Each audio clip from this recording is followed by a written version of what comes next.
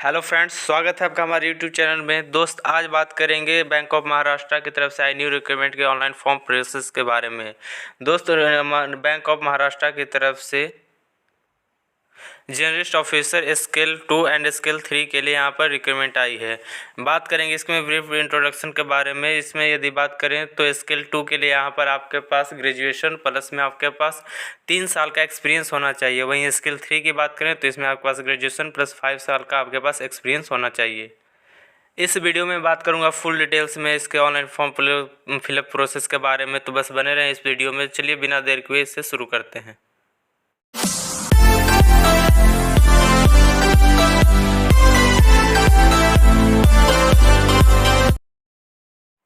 सबसे पहले आपको इसके डैशबोर्ड में आ जाना है, जहाँ पर देख सकते हैं इसके ऑनलाइन रजिस्ट्रेशन का एप्लीकेशन दिया हुआ है। इसका डेट कब से शुरू होगा, कब इसका क्लोजिंग डेट है।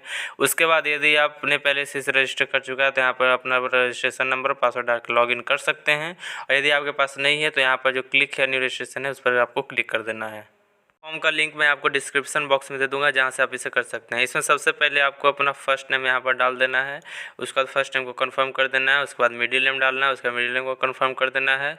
उसी प्रकार लास्ट नेम को डालना है। उसके बाद लास्ट नेम को कंफर्म करना है, तो आपका फुल नेम यहाँ पर दिखा दिया जाएगा। उसके बाद आपको नीचे की स्क्रॉल करना है। नीचे स्क्रॉल करने के बाद आपका अपना मोबाइल नंबर कंफर्म करना है। मोबाइल नंबर को यदि कोई अल्टरनेट दूसरा नंबर देना चाहते हैं तो दे सकते हैं। उसके बाद यहाँ पर अपना ईमेल आईडी दे करें। उसके बाद यहाँ पर @ लिखा हुआ है। उसके बाद अपना डोमेन को सिलेक्ट कर लें। यदि आपके पास जीमेल है तो यहाँ पर जीमेल को सेलेक्ट कर सकते हैं। उसके बाद एक बार फिर से आपको अपना ईमेल आईडी डाल करके कंफर्म कर लेना है। उसके बाद ये सिक्योरिटी कोड डाल देना है। डालने के बाद यहाँ पर सेव एंड नेक्स्ट पर क्लिक कर देना है। ध्यान रहे कि जब आप इस एप्लीकेशन को खोलेंगे तो आपको इसको रोटेट कर लेना है मोबाइल को, तभी आप इस फॉर्म को भर सकेंगे। चलिए अब बात कर लेते हैं इसमें फ़ोटोग्राफ को स्कैन करके यहाँ पर आपको अपलोड कर देना है फ़ोटोग्राफ को। और यहाँ पर साथ ही साथ आपके पास सिग्नेचर यहाँ पर अपलोड कर देना है। फ़ोटो का साइज या सिग्नेचर का साइज आपके पास 20 से 50 KB के अंदर होना चाहिए। उसका डालने के बाद आपको यहाँ पर नेक्स्ट पर क्लिक कर देना है। क्लिक करने के बाद फिर कुछ और आपके पास यहाँ पर डिटेल्स डालने होंगे, जैसे कि आप देख सकते हैं। सबसे पहले आपको यहाँ पर पोस्ट चूज़ कर लेना है कि आप किस पोस्ट के लिए अप्लाई करना चाहते हैं। उस पोस्ट को आपको यहाँ पर चूज़ कर लेना है। चूज़ करने के बाद अपनी कैटेगरी को सिलेक्ट कर लें। जो भी आपकी कैटेगरी है उस कैटेगरी को यहाँ पर एक बार सेलेक्ट कर लेना है। कैटेगरी को सिलेक्ट करने के बाद आपको नीचे की ओर आना है। नीचे की ओर आने के बाद यहाँ पर दिया हुआ है कि यदि आप PH कैंडिडेट हैं, यानी कि यदि आप दिव्यांग हैं तो यहाँ पर यस या नो कर सकते हैं। नो करेंगे तो आपको यहाँ पर कुछ नहीं भरना। यदि आप यस करेंगे तो आप टाइप ऑफ डिसेबिलिटी आपको यहाँ पर भरना होगा, किस टाइप का आपके पास है। यदि नहीं है तो यहाँ पर आप नो कर सकते हैं। जैसे ही आप नो करेंगे तो नीचे का सारा जो भी दिया हुआ है सारा यहाँ पर आपको यस नो खत्म हो जाएगा। ये केवल PH कैंडिडेट के लिए है।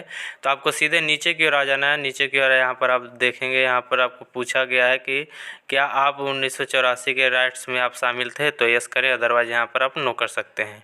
उसके बाद आपके अपना धर्म यहाँ पर सिलेक्ट कर लें। धर्म को सिलेक्ट करने के बाद आपकी यदि माइनॉरिटी कम्युनिटी में है तो यहाँ पर यस या नो कर सकते हैं। उसके बाद यदि आप एक सर्विसमैन हैं तो यहाँ पर यस या नो कर सकते हैं। उसके बाद यदि आप यस करते हैं तो आपका पीरियड ऑफ सर्विस यहाँ पर डालना होगा, कितना पीरियड है आपका। उसके बाद आपको नीचे की ओर जाना है।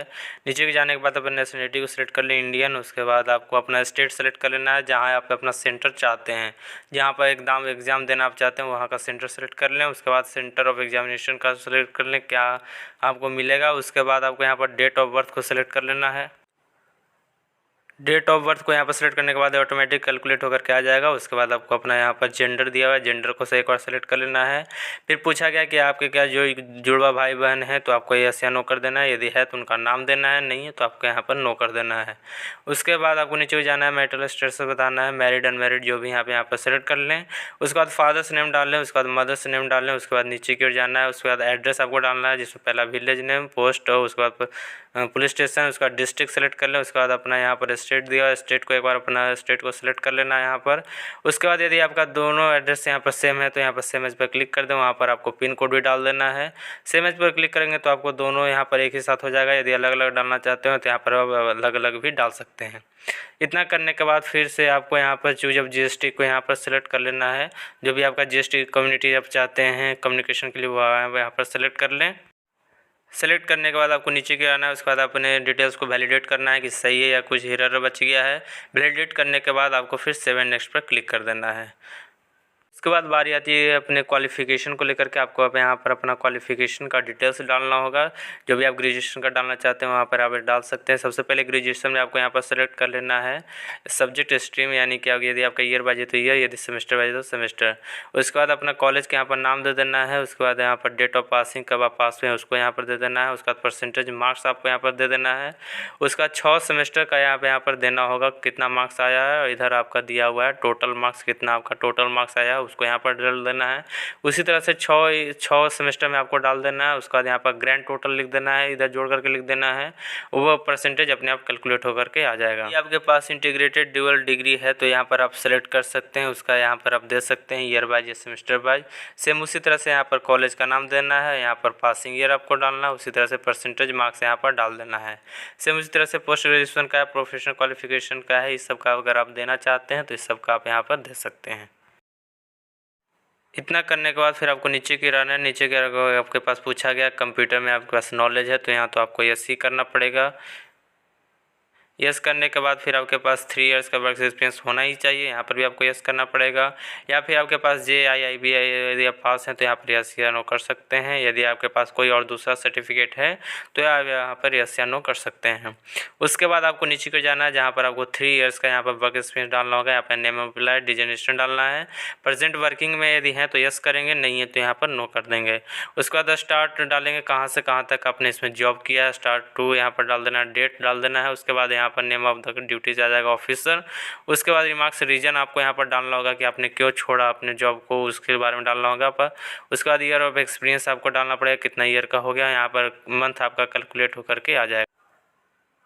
इतना करने के बाद फिर आपको नीचे की रहना है। नीचे के आने के बाद आपको यहाँ पर लैंग्वेज को सेलेक्ट करना है। सबसे पहले यहाँ पर अपना एक हिंदी सेलेक्ट कर सकते हैं, जो भी आपके पास प्रॉपर लैंग्वेज है उसको सेलेक्ट कर ले। उसके बाद यहाँ पर रीड राइट और स्पीक पर क्लिक कर देना है। उसके बाद मैं इंग्लिश का यहाँ पर सेलेक्ट कर लेता हूँ। इंग्लिश को उसी तरह से सेलेक्ट करके रीड राइट और स्पीक तीनों पर मैं यहाँ पर टिक कर लेता हूँ। इतना करने के बाद फिर से आपको यहाँ पर अपने डिटेल्स को वैलिडेट करना होगा, यानी कि सब सही है या नहीं। इतना करने के बाद आपको 7 नेक्स्ट पर क्लिक कर देना है।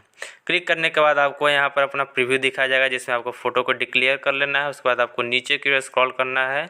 जैसे ही आप नीचे की ओर स्क्रॉल करके जाते हैं तो उसके बाद आपको यहाँ पर अपना डेट ऑफ सिग्नेचर आपको दिखाया जाता है, इसको भी कंफर्म करना है। आई एग्री पर कंफर्म करके कंटिन्यू रजिस्ट्रेशन पर क्लिक कर देना है। इतना करने के बाद फिर आपको यहाँ पर लेफ्ट थंब इम्प्रेशन यहाँ पर आपको डालना होगा। लेफ्ट थंब का इम्प्रेशन 20 से 50 KB के अंदर होना चाहिए। उसी प्रकार हैंड रिटेन डिक्लेरेशन 50 से 100 KB के अंदर होना चाहिए। यहाँ पर आपको दोनों का अपलोड कर देना है। यहाँ पर मैंने हैंड रिटेन डिक्लेरेशन दे दिया है, यहाँ पर से आप देख करके यहाँ पर नोट डाउन कर सकते हैं। आई के बाद जो ब्रैकेट वहाँ पर आपको अपना नाम दे देना है। इतना करने के बाद ओके कर देना है। ओके करने के बाद सेव एंड नेक्स्ट पर क्लिक कर देना है। इतना करने के बाद अब आती है पेमेंट करने की बारी। चूँकि मैंने रिजर्व को काउंट किया था इसलिए मुझे 1180 रुपये का यहाँ पर पेमेंट करना होगा। यदि आप कोई दूसरे कैटेगरी से हैं तो आपको कुछ दूसरा रुपया आपको पेमेंट करना होगा।